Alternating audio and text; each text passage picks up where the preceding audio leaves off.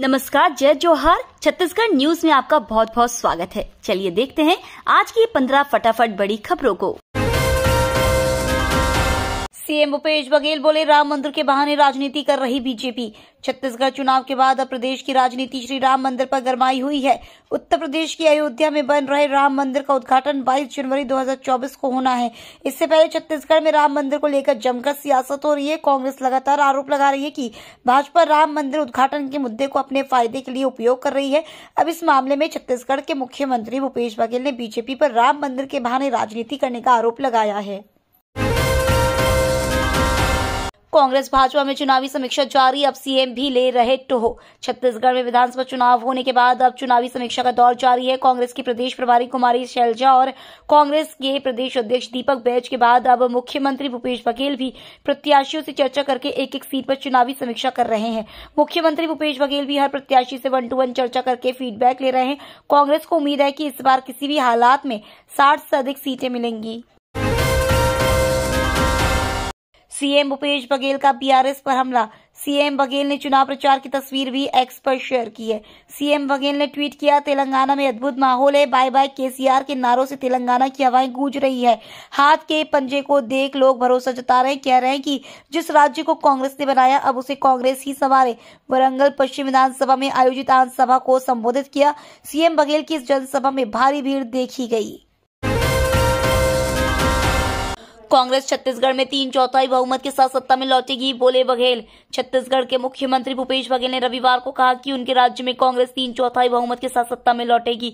बघेल ने यहां से करीब 160 किलोमीटर दूर करीमनगर में एक रैली को संबोधित करते हुए कहा कि कांग्रेस की दी हुई सभी गारंटी पूरी की गई है। उन्होंने कहा, छत्तीसगढ़ में हमने सभी गारंटी पूरी की, इसलिए कांग्रेस एक बार फिर 3/4 बहुमत के साथ छत्तीसगढ़ में सत्ता में लौटेगी। छत्तीसगढ़, एमपी और राजस्थान में इंडिया गठबंधन का हो जाएगा सफाया, बोले पीएम मोदी।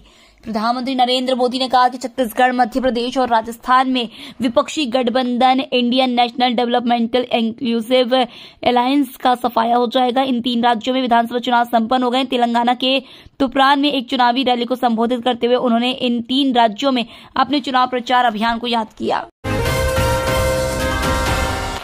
रायपुर में ईवीएम को 3 लेयर सिक्योरिटी स्ट्रांग रूम के बाद 200 जवान तैनात।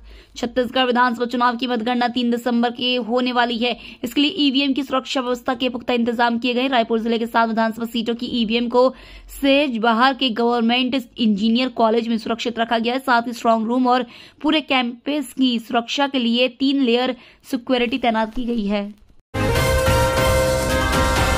राजधानी में लॉन्च किया गया टीएलसी 1 लाख विश्व स्तरीय कोच और प्रशिक्षक बनाने का है मिशन। राजधानी में टीएलसी रायपुर लॉन्च किया गया है, जो हैप्पीनेस कोच के संस्थापक मुरली सुंदरम द्वारा बनाया गया एक समुदाय है, जिसका मिशन 1 लाख विश्व स्तरीय कोच और प्रशिक्षक बनाने का है। हम अपने सदस्यों को 1 अरब लोगों के जीवन को बदलने की उनकी पूरी क्षमता हासिल करने के लिए उनके कोचिंग कौशल, व्यावसायिक कौशल और प्रौद्योगिकी कौशल विकसित करने में मदद करते हैं। देवास में गजवा ए हिंद के खिलाफ एनआईए की कार्रवाई। पाकिस्तान समर्थित गजवा ए हिंद आतंकी मॉड्यूल मामले में एनआईए की टीम रविवार को देवास जिले के सतवास में पहुंची। यहां एक मुस्लिम युवक के घर दबिश थी। मामले को लेकर युवक से करीब 4 घंटे तक पूछताछ की, उसका मोबाइल जब्त किया। जांच की जा रही है। जानकारी के मुताबिक टीम तड़के देवास आई थी। इसमें 5 अधिकारी शामिल थे। टीम को सतवास में किसी संदिग्ध युवक का इनपुट मिला था। इस पर देवास पुलिस को सूचना दी। छत्तीसगढ़ में पुरुष नसबंदी पखवाड़ा, परिवार नियोजन के प्रति पुरुषों में बड़ी जागरूकता। छत्तीसगढ़ सरकार की ओर से 21 नवंबर से लेकर 4 दिसंबर तक पुरुष नसबंदी अभियान चलाया जा रहा है। नसबंदी पखवाड़े के तहत राज्य सरकार का स्वास्थ्य विभाग लोगों के बीच नसबंदी को लेकर चली आ रही गलतफहमियों को दूर कर रहा है। नसबंदी पखवाड़े के दौरान एएनएम की दीदी और मितानिनों घर घर जाकर हितग्राही परिवार वालों से मिल रही हैं और उनको नसबंदी के बारे में बता रही है। छत्तीसगढ़ में नहीं हटेगी प्रमोशन में आरक्षण पर लगी रोक, हाई कोर्ट ने सुनाया फैसला। प्रमोशन में आरक्षण को लेकर छत्तीसगढ़ हाई कोर्ट ने राज्य सरकार को झटका दिया है। राज्य सरकार ने प्रमोशन में आरक्षण पर लगी रोक के आदेश को संशोधित या फिर उसे रद्द करने की मांग की थी। हाई कोर्ट ने सरकार की इस मांग को खारिज कर दिया है। मामले की सुनवाई चीफ जस्टिस रमेश सिन्हा और एनके चंद्रवंशी की डिविजनल बेंच में हुई। प्रदेश के कई इलाकों में हल्की बारिश के आसार। छत्तीसगढ़ में आने वाले दिनों में कड़ाके की ठंड पड़ने की संभावना है, लेकिन इसके लिए अभी इंतजार करने की जरूरत है। मौसम विभाग का कहना है कि पिछले साल की तुलना में इस साल ज्यादा ठंड पड़ने की संभावना है। फिलहाल अभी कुछ दिनों तक प्रदेश में मौसम ऐसा ही बना रहेगा। वातावरण में नमी की मात्रा बढ़ने की वजह से 1-2 इलाकों में बारिश के आसार हैं। रायपुर के आरकेसी में ब्लास्ट और फायरिंग। रायपुर में 75वां एनसीसी डे मनाया गया। इस दौरान कैडेट्स ने दिखाया कि दुश्मन को कैसे और किस स्ट्रेटेजी के साथ मार गिराया जाता है। ग्राउंड में ब्लास्ट होता है, गोलियां चलने जैसी आवाजें सुनाई देती है। तभी आर्मी ड्रेस में धुएं को चीरते हुए कैडेट्स दुश्मन के ठिकाने को बर्बाद कर देते हैं। मुख्यमंत्री भूपेश बघेल ने लगाई आस्था की डुबकी।